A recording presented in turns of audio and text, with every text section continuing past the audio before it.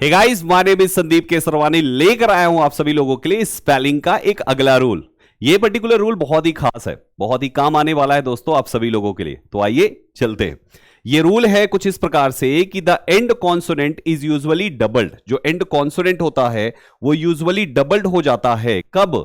When there is one vowel letter before it, यानी जब इसके पहले कोई वॉवेल लेटर दिया हो। क्या मतलब है इसका? सपोज कोई वर्ड आपने लिखा हुआ है, उस वर्ड के ठीक लास्ट का जो वर्ड है, जो लास्ट लेटर है, वो कोई कॉन्सोनेंट है। ठीक है ना? कॉन्सोनेंट कितने होते हैं? टोटल 21 जो लेटर्स आपके होते हैं, वॉवेल के 5 लेटर्स को हटा के। कौन कौन से? ए, ई, आई, ओ, यू। इन 5 लेटर्स को हटाने के बाद बचे हुए 21 लेटर्स पर वो वर्ड आपका एंड हो और उसके ठीक पहले इन 5 में से कोई भी लेटर दिया हुआ हो। तो जब आप इस पर्टिकुलर वर्ड को आईएनजी फॉर्म में या ईडी फॉर्म में कन्वर्ट करेंगे, यानी उसको आईएनजी फॉर्म या ईडी फॉर्म में बनाएंगे, तो उसमें आपका ये लास्ट का कॉन्सोनेंट डबल हो जाता है दोस्तों। ठीक है? कैसे कैसे हम उसके साथ ईडी और आईएनजी फॉर्म में ऐड करके इसको बनाते हैं, आइए समझते हैं। जैसे पहला वर्ड आपने देखा स्टॉप है।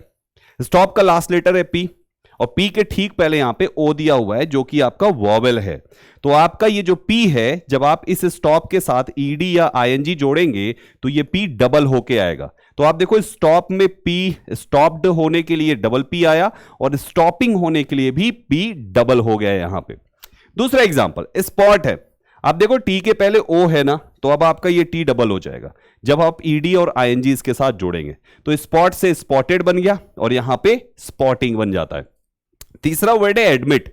एडमिट के भी लास्ट में टी के ठीक पहले एक वॉवेल है, तो आपका ये टी डबल होगा जब आप ईडी या आईएनजी इसके साथ ऐड करेंगे। तो एडमिट बनेगा एडमिटेड और एडमिटिंग।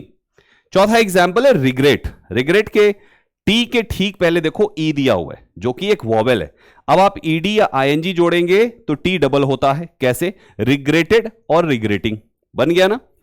नेक्स्ट एग्जांपल है रिकर। आप देखो लास्ट में आर है, उसके ठीक पहले यू है, वॉवेल आ गया आर के जस्ट पहले, तो ईडी आईएनजी जोड़ने के लिए आर को डबल करना पड़ेगा, इसलिए रिकर्ड हो गया और वो रिकरिंग हो गया।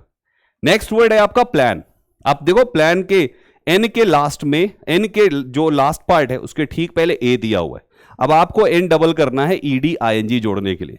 तो आपका प्लान का प्लांट बनाने के लिए ईडी में ईडी जोड़ने से पहले एक और एन लगाना है और प्लानिंग में भी आपको एन को डबल करना है।